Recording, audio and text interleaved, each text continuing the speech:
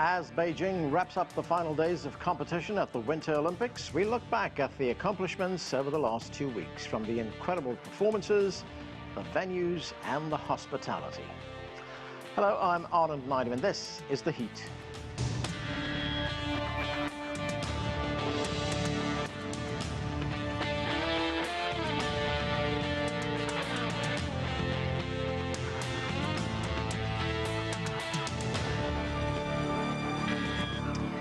The Beijing Winter Games end on Sunday, with athletes gathering once again for a celebration at the Beijing National Stadium. So far, China has won 14 medals, including 8 gold medals, and the competition isn't even over yet. Chinese pair skaters Xu Wenjing and Han Kong are in position to win gold after shattering the world record in the short program on Friday. The couple won silver in Pyeongchang 4 years ago. And teen sensation Eileen Goo dominated the half-pipe competition on Friday to win her second gold medal for China. She also made Olympic history as the first freestyle skier to win 3 Olympic medals. Well, for more on Beijing's Winter Olympics, let's bring in our panel. Joining us from Montreal is Dick Pound. He's a former Olympian and a longtime member of the International Olympic Committee. From New York, Mike Bako is a sports editor with thedailynational.com. Josef Gregory Mahoney is a professor of politics and international relations with East China Normal University in Shanghai. And Wang Dong is an anchor with CGTN's sports scene in Beijing.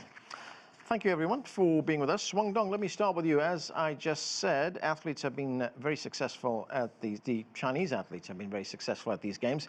The country has won 14 gold medals, and that's at this stage. There's still another day of competition to go. To what would you credit the Chinese success?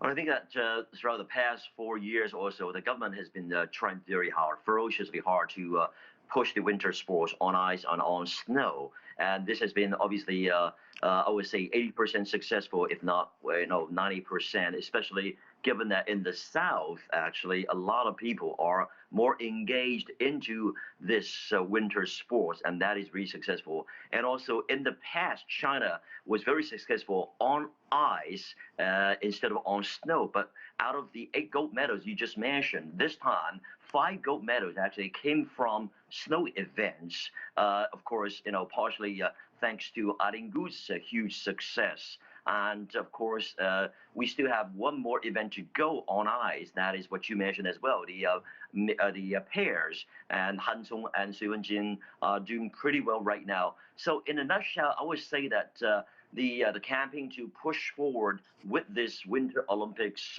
with the winter sports rather development in China, has been very successful. The question, of course, remains to be seen. That is how much we can really make it sustainable down the line. Of course, a correction there. China has won 14 medals in total, not 14 gold medals. Wang Dong, let's talk about the teen sensation, Eileen Goo. She has 3 medals. Tell us about her Olympic run and how she is being received in China. Well, she's like a household name right now, darling of the Chinese people right here. And in addition to her, of course, her childhood friend Su Yiming also has been very successful. As you mentioned, 14 medals right there, 8 gold medals have already been claimed by China. And for Gu Eiling herself, or otherwise known as Eileen Goo, she has already got 2 gold medals. That is sensational. And the 2 of them, meaning Gu Eiling and Su, have been topping social media trending charts in China. And more than that, they also dominating the local media headlines, if you will. And both of them will be even, huge, even more successful than what they are right now, given that they have already set up this, so to speak, role models for a lot of youngsters to look up to. Dick Pound, of course, these games took place as the pandemic continues to affect countries and people across the world. We know that the Beijing hosts of these games went to extraordinary lengths to ensure the safety of athletes and the small groups of spectators that were allowed to see the games live there. It also had to contend with the diplomatic boycott, which was led by the United States. But given all that, what is your assessment of how the games have progressed? I think they've done about as well as we could possibly have hoped. The the closed loop worked very well, and I think it was an improvement over what happened in Tokyo. The venues are spectacular, and the Olympic broadcast service is bringing those venues to life and to the people around the world. Have done an extraordinary job so that everybody's had a splendid time. And first and foremost, I think the athletes who persisted against odds of actually being in Beijing were delighted with the opportunity that was provided for them, and they've been absolutely over the moon in terms of their opportunities to do their best in these new facilities. And Dick, of course, no Olympics is complete without some controversy at some times. And this time it was over the results of the doping test given to the Russian skater Kamila Valieva. She was allowed to compete and she finished fourth. This is what Thomas Bach, the IOC chairman, had to say about this. Let's listen. This pressure is beyond my imagination. And in particular for a girl of 15 years old. And to see her there struggling on the ice, seeing her how she tries to compose herself again, how then she tries to finish her program. And you could, in every movement in the body language, you could feel that this is immense mental stress, and that maybe she would have preferred just to leave the ice and try to leave this story behind her. So a lot of empathy there, Dick Pound, from the IOC chairman, Thomas Bach. But what are your thoughts on how this case was handled and its implications for the Russian Olympic Committee? Well, one of the interesting things is that a lynch mob, mainly centered in the Western media, formed immediately, and a single test of and by itself means nothing. There's a whole process that you have to go through to examine the B sample, to examine the laboratory process, and all of those things that go into deciding whether or not there is a positive case, and where a minor is involved, whether or not a sanction will be imposed on her. So I think she got a very raw deal from a lot of countries that should have known better about this. And I target the United States on this. The media in this country was extraordinarily obtuse about what the status of that test was. Mike Bako, China, of course, faced many obstacles to deliver these games. Firstly, Beijing only gets about 2 centimeters of snow a year, but was able to produce artificial snow using renewable energy. What did you make of the games?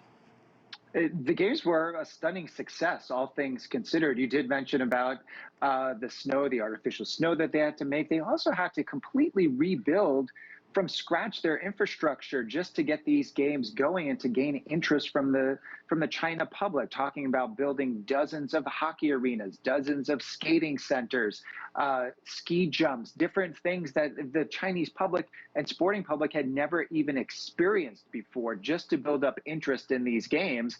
The weather complied, even though they had to have artificial snow, to the point that at one point for the ski jumpers, they weren't able to participate one of the days because it had gotten so cold and so windy. One of those events was delayed. So when you look at it from the entirety of repurposing old facilities from 2008, like the Olympic Stadium, that was a success. And then also building up the infrastructure that hopefully they are going to continue to grow from an internal perspective, growing Olympic athletes, a good showing from a medal perspective. And they're hoping that this is not the end point, but just a starting point for future Winter Games success. They've obviously built the momentum on the Summer Games, quite successful year after year or every 4 years.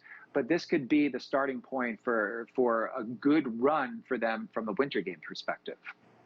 And Mike, what is your view on the manner in which Kamila Valieva was treated? You know, as Dick Pound pointed out a moment ago, the Western media, particularly the US media, was very harsh on her. And I ask you this because you work in the media. Absolutely. And the media itself, the one that most of the viewing public for what it is this year, although these Olympic Games among the lowest ever rated, now it's spread out across different streaming platforms, but the main vitriol coming from the NBC sports commentators, Tara Lipinski and Johnny Weir, being vociferous and almost cheering for when Valieva fell and did not perform up to her standards. So they were really beating the drum for this negativity going forward. If you're just an outsider and you don't understand, as Mr. Pound was saying, a B sample, testing the lab, having a minor, that there is a process and a procedure that you have to go through. If you just hear keywords like Russian skater, Russian Olympic Committee, Russian doping, all of those things add up to a layman not understanding all the things that go into it. Now, keep in mind, though, the Russian Olympic Committee they're not there under the Russian flag because of so much doping that had gone on over the years and over the decades. So they don't really have the benefit of the doubt. But in terms of their Olympic partner, NBC Sports, they were the one that were really stoking these flames. Josef Gregory Mahoney, of course, this was the Olympics. Politics can't be far away from this, and we couldn't escape the symbolism of the Russian President Vladimir Putin being in Beijing for the Games, for the opening of the Games, but he also held a meeting with the Chinese President, Xi Jinping. All this happening, of course, while tensions were rising in Ukraine. Do you think that to some extent the Games were overshadowed by what was going on the Russian-Ukraine border? You know, this issue with Ukraine has preoccupied a lot of our attention because we're very concerned that things could spiral out of control, that there could be tremendous loss of life. But at the same time, you know, if we look at it from the Russian perspective, where we see this negativity being hyped is, again, from the Western media. It's this consistent effort to demonize Russia. And it overlaps with efforts to demonize China and to introduce, you know, this toxic discourse into anything related to these games or to what countries are doing to sustain their sovereignty and security in an increasingly difficult and dangerous competitive world. Joseph, do you think this has done some damage to the Olympics, some damage that may actually go beyond these games? You know, I have 5 key takeaways from these games, and I think that once we get past, you know, sort of the silly old thinking that's kind of dominating some circles and some capitals in the West, I think we're going to have 5 key takeaways. And the first is, it was a master class in health and security. You know, in the middle of a pandemic, in the middle of winter, with Omicron dominant, perhaps only one country in the world could have held these games as safely and successfully, and that's China. Second, there were many innovations introduced, and these have been talked about in some media, including a little bit in the Western media, including efforts to make the games greener, including hydrogen-powered transportation, the mention earlier in the show of greener artificial snow production. But you know, if you look at how the games were staged, how the Beijing and Chinese press disciplined themselves, there were extraordinary attempts to avoid politicizing these games, to avoid responding to toxic anti-China discourse elsewhere. And I think this was, again, fourthly, supported by clear messaging, both in the opening ceremony and Chinese reporting, you know, fundamentally consistent with the Olympic spirit.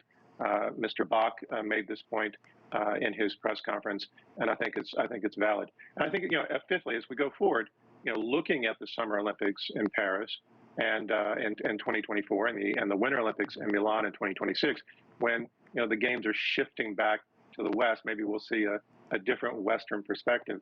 But I think those organizers will be studying the Beijing Olympics very carefully to draw vital lessons in the hope of achieving similar successes. Joseph, as you say, it was a masterclass in health management, and to be fair, there were some parts of the US media that did acknowledge that, maybe reluctantly, but they did acknowledge that the Beijing organizers had done a great job to keep athletes safe, to keep spectators safe, to keep officials safe as well.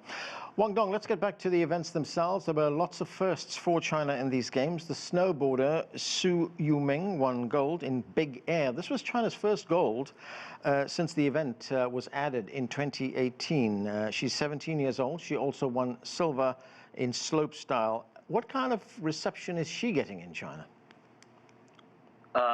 Actually, he is again being rated as a national pride or hero here as well, together with his, as I mentioned, childhood friend Eileen Goo. And for him, really, he started from scratch at a very young age with his mother. And of course, he got some education. He and there also received his partial education in the States as well with his coach and so forth. And he also was a childhood, he also was a child actor in a couple of movies in China. So, you know, a lot of people could go back to his movies to say that, you know, he really came from the grassroots level, and now he's been very successful. Of course, you know, he's showing people his we call it unflinching determination, if you will, from the very beginning. And he's telling people that, you know, especially when this big air and other events were introduced to China, we would like to learn, we would like to really improve. And in that sense, he has really set up a very high benchmark right now for people to follow. Yes, and my apologies, I got his gender wrong there. Dick Pound, hosting these games, of course, is an expensive proposition for any city. Beijing was able to keep costs down because it was able to repurpose some of the facilities that were used from the Summer Olympics, which was in 2008. It also used renewable energy. Has China set an example for other countries in the manner in which it hosted these games? Well, it certainly has enjoyed a much lower profile than the Russian Federation did with respect to Sochi. I mean, this has been done over a planned period of time, and with the objective, as has already been mentioned, of really getting China more heavily involved in the sports on ice and snow. So I think the outcome is when the base of your pyramid is $1.25 billion. By the time you get up to the top, it's pretty sharp, and I think that we're probably looking at a growth spurt in Chinese winter participation and success. So in that sense, it's a national investment, and my guess is that it will be sustainable as only the Chinese can do. One other thing, Dick, and that is, given the cost of these games, have you seen a drop in the number of cities that are now making bids for the Olympics? Yes and no. We've changed our process in selecting hosts. We used to sort of sit in Lausanne and wait and see what bids came in over the transom, and then choose from that. And over the recent years, we said, wait a minute, these are our games. We should be out looking for good hosts. And so we've now got a process where we are much more flexible in dealing with potential host cities, discussing with them how they can benefit from a legacy in their country, and it's at the same time still produce games that are at the level that the world now expects. So in that sense, I think we've taken a little more control over that process, and the discussions that we have certainly serve to identify issues and matters that have to be successfully dealt with. So I think we are likely to enjoy much more interest as various countries explore the possibility. And it may be too soon for some of them. It may be unrealistic for some of them, but nevertheless, there's an appetite throughout the world in being identified as an Olympic host. So we'll see what happens. But as you know, we have our summer games out to 2032 now, and good cities for all of them. So I think we're we're moving into a better position for that aspect of the games. Mike, there was a big focus on the part of the US media on the alpine skier Mikaela Shiffrin. She entered 6 events, but has failed so far to get any medals. Was the pressure too much for her? I mean, these athletes do face enormous mental pressure, don't they? Enormous mental pressure. And you think about someone like Nathan Chen, who just 4 years ago experienced a somewhat similar fate as Mikaela Shiffrin did this go around. Not doing very well, finishing in 17th place, coming back triumphantly to win gold this go around. Mikaela Shiffrin had high hopes, certainly being a cover girl for Sports Illustrated, having a lot of hopes behind her, and then just being able to come out falling on the snow, missing gates, having social media pressure get to her, having media pressure get to her. These athletes are under a lot of pressure. This is not an NBA game or the World Series or even a Super Bowl where if you don't come through in the clutch, you are able to get out there next year. Yes, there are the World Championships and different events, but these Olympics are every 4 years. Not every 4 years do you get a Shaun White situation where he's able to come back year after year, a Chloe Kim, and build up that momentum. A lot of times it's 4 years and then you are forgotten on the national stage for another 4 years until these Olympics come. So Shiffrin had a lot riding on this and she just did not come through. And it's going to be one of those athletes that you're going to remember these Olympic Games for her not coming through and, to use the term, failing quite spectacularly. You mentioned social media, Mike, and it's interesting because, athletes now, they're not just being covered by sports journalists and sports writers like yourself, but it's the general public that can criticize them on social media. Yeah, and that's it. There's a double-edged sword for that, obviously. There are just random people on social media that if you turn off your messages or your notifications, you're not getting those messages. So you're going out of your way to find them in a sense. But again, if you live in that social media world, which a lot of these athletes do now, not only to connect with their public, but to connect with their sponsors and endorsers and things of that nature. But social media could also have a kind of leveling of the playing field. Simone Biles put out a statement on her social media accounts in support of Mikaela Shiffrin. Certainly you remember what happened with her during the Summer Games where she was battling some mental health issues and took some time away. So not to say that social media can have some good, but you can get support from other public figures in that space. But you saw different Olympic athletes like Eileen Goo, who participated under the Chinese flag instead of the US flag when she won gold. Again, if you want to call it social media, vitriol came out after her, as well as some political commentators as well. So again, if you look at the entire media ecosphere and this echo chamber that everyone's been built upon, it's a small minority of people that get a lot of attention. But overall, Shiffrin has to look internal to see where she made those mistakes, where she can learn from them. And was it the pressure or was it just not performing when the stage was the brightest? Josef Gregory Mahoney, President Xi Jinping, of course, was in charge of the Summer Olympics in Beijing in 2008 and now has been in charge of these Winter Olympics, which took place in Beijing. What is the legacy he leaves behind as far as the Olympics are concerned? You said President Xi Jinping, what's his legacy? Yes. Well, I think that one of the things we saw this year was with the messaging in the opening ceremony, echoing the messaging that he has articulated for several years, the seeking a shared a future for mankind, for humanity. And I think that is fundamentally consistent not only with the values that he's been pushing, but also the Olympic spirit. And I think as we look back at the incredible effort of the athletes, the remarkable achievements, the new standards that were set, not only by the athletes, but also the host country, it beckons towards a future of progress, of a shared future. And I think that will be the legacy that he hopes to leave and that these Olympics hope to project. Dick Pound, at the end of these games, the Beijing committee will pass the Olympic flag to the mayors of the Italian cities of Milan and Cortina d'Ampezzo, which are the hosts of the 2026 Olympics. So how would you describe Beijing's legacy? I think it will be one of being able to plan and to prepare for the games, facilities-wise and organization-wise, and then to deliver on it.